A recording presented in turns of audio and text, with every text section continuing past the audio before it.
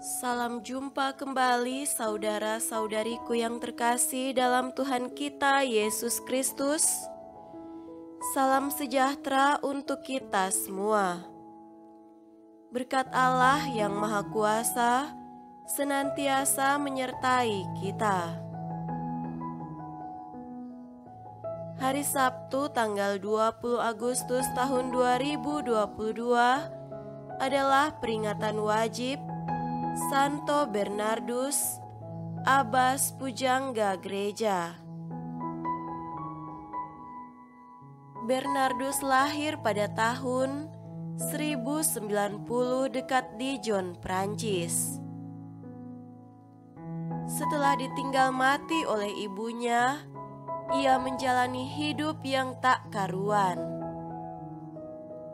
Tetapi beberapa tahun kemudian, ia membarui hidupnya bersama dengan beberapa orang temannya dan masuk biara pertapaan Citeux yang dipimpin oleh Santo Stefanus Harding.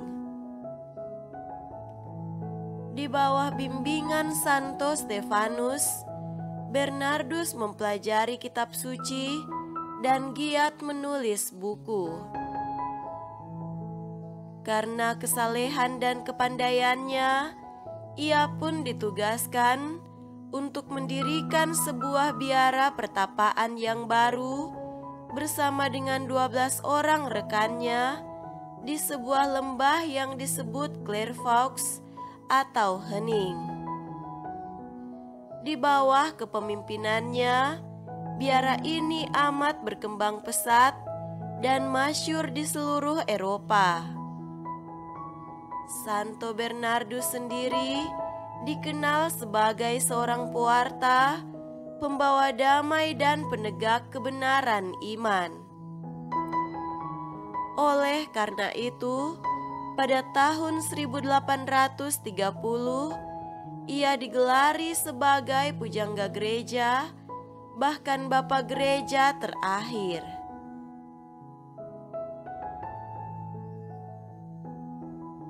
Marilah kita mendengarkan bacaan-bacaan kitab suci. Bacaan pertama dari Nubuat Yehezkiel pasal 43 ayat 1 sampai 7a. Lalu dibawanya aku ke pintu gerbang, yaitu pintu gerbang yang menghadap ke sebelah timur. Sungguh, kemuliaan Allah Israel datang dari sebelah timur, dan terdengarlah suara seperti suara air terjun yang menderu, dan bumi bersinar karena kemuliaannya.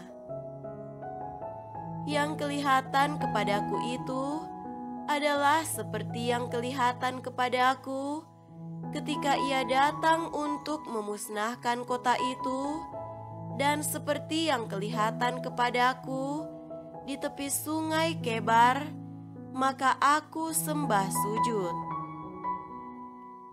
Sedang kemuliaan Tuhan masuk di dalam bait suci melalui pintu gerbang yang menghadap ke sebelah timur, Roh itu mengangkat aku dan membawa aku ke pelataran dalam. Sungguh, bait suci itu penuh kemuliaan Tuhan. Lalu aku mendengar Dia berfirman kepadaku dari dalam bait suci itu. Orang yang mengukur bait suci itu berdiri di sampingku, dan ia berfirman kepadaku, "Hai anak manusia, inilah tempat tahtaku, dan inilah tempat tapak kakiku. Disinilah aku diam di tengah-tengah orang Israel untuk selama-lamanya."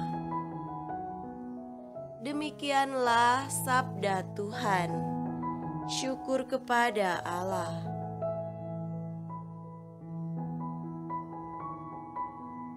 Semoga Tuhan beserta kita sekarang dan selama-lamanya. Inilah Injil suci menurut Matius. Dimuliakanlah Tuhan. Injil Matius pasal 23 ayat 1 sampai 12. Maka berkatalah Yesus kepada orang banyak dan kepada murid-muridnya katanya, ahli-ahli Taurat dan orang-orang Farisi telah menduduki kursi Musa. Sebab itu, turutilah dan lakukanlah segala sesuatu yang mereka ajarkan kepadamu, tetapi janganlah kamu turuti perbuatan-perbuatan mereka, karena mereka mengajarkannya, tetapi tidak melakukannya. Mereka mengikat beban-beban berat, lalu meletakkannya di atas bahu orang, tetapi mereka sendiri tidak mau menyentuhnya. Semua pekerjaan yang mereka lakukan hanya dimaksud supaya dilihat orang. Mereka memakai tali sembahyang yang lebar dan jubah yang panjang. Mereka suka duduk di tempat terhormat, dalam perjamuan dan di tempat terdepan di rumah ibadat. Mereka suka menerima penghormatan di pasar dan suka dipanggil rabi. Tetapi kamu, janganlah kamu disebut rabi, karena hanya satu rabimu, dan kamu semua adalah saudara. Dan janganlah kamu menyebut siapapun bapa di bumi ini, karena hanya satu Bapamu, yaitu Dia yang di sorga. Janganlah pula kamu disebut pemimpin, karena hanya satu pemimpinmu, yaitu Mesias. Barang siapa terbesar di antara kamu, hendaklah ia menjadi pelayanmu. Dan barang siapa meninggikan diri, ia akan direndahkan, dan barang siapa merendahkan diri, ia akan ditinggikan. Demikianlah sabda Tuhan. Terpujilah Kristus.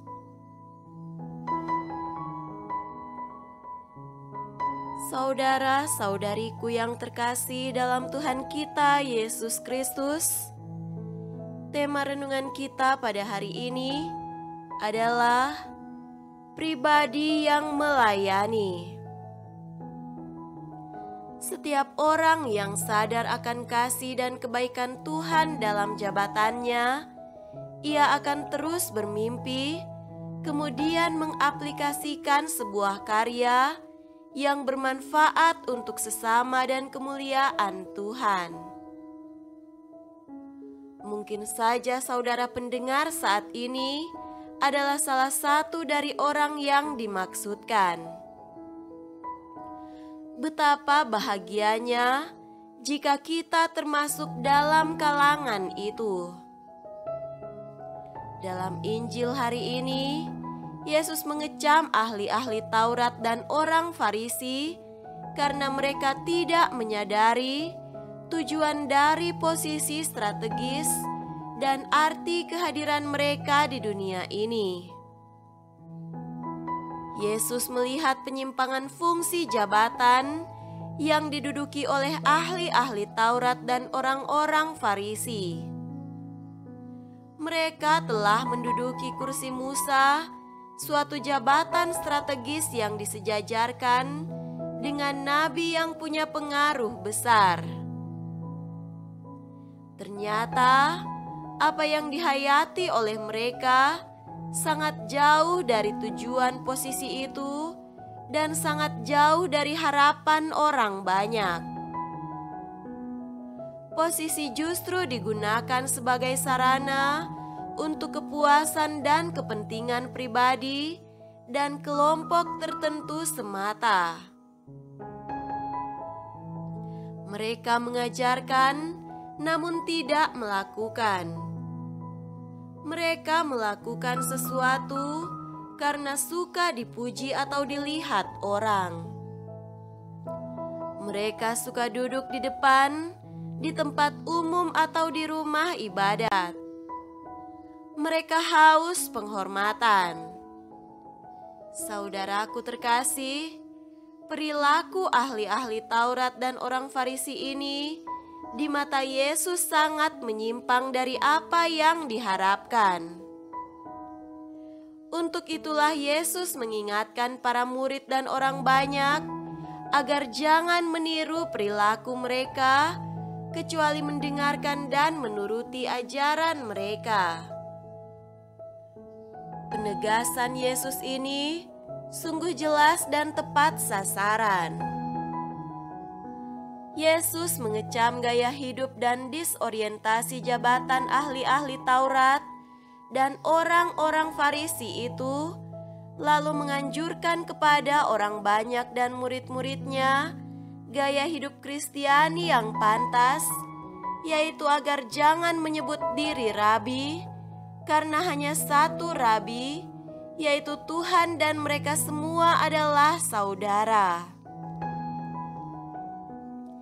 Jangan menyebut siapapun bapa di bumi ini, karena hanya satu Bapa di surga. Dan janganlah disebut pemimpin, karena hanya satu pemimpin, yaitu Mesias. Yesus sebenarnya tidak melarang sama sekali untuk dipanggil seperti itu, namun penghayatan dalam tanda kutip mental bos, orang Farisi dan ahli Tauratlah yang sebenarnya dikritik secara keras oleh Yesus. Itulah sebabnya Yesus menekankan spiritualitas pelayanan atas dasar kerendahan hati. Pemimpin yang melibatkan diri dan melayani, mengajar dan melakukan, mengajak dan turut serta bekerja. Tipe kepemimpinan inilah sebenarnya yang diharapkan oleh Yesus. Alangkah membahagiakan jika kita atau saudara-saudari kita yang diberi jabatan menghidupi spiritualitas ini. Saya dan saudara-saudara punya peluang dan panggilan untuk itu. Yesus dan gereja, bahkan masyarakat zaman sekarang, sangat merindukan tipe pemimpin dan pribadi seperti itu. Semoga demikian. Amin.